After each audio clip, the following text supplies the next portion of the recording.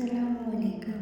बीमारी में सूरह रहमान की हर आयत सुनने के साथ साथ जिस्म के अंदर एक हरारत पैदा होती है, और जब सूरत रहमान की तिलावत सुनने के बाद बीमार आधा गिलास पानी पीता है तो वो इस तरह महसूस करता है कि जिस तरह अंगारों के ऊपर पानी डाला जाता है।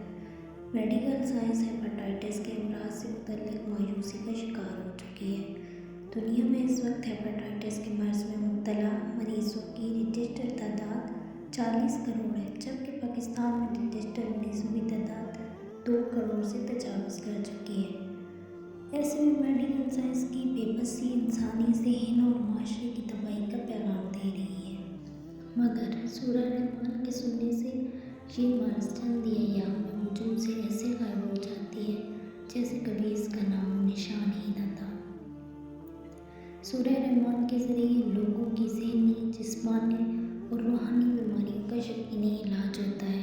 सूरह रहमान की कुरान थेरेपी के ज़रिए लाइलाज मरीजों का कामयाब इलाज हो चुका है, बल्कि बहुत से लोग ये भी बताते हैं कि सूरह रहमान सुनने से इनकी बहुत सी पेचीदे बीमारियाँ ख़त्म हो गई।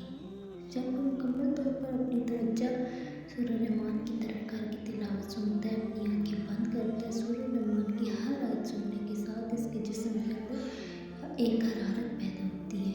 सूरह रहमान की तिलावत सुनने के बाद वो आधा गिलास पानी पीता है तो इस तरह लगता है जिस तरह अंगारों के ऊपर पानी डाला जाए।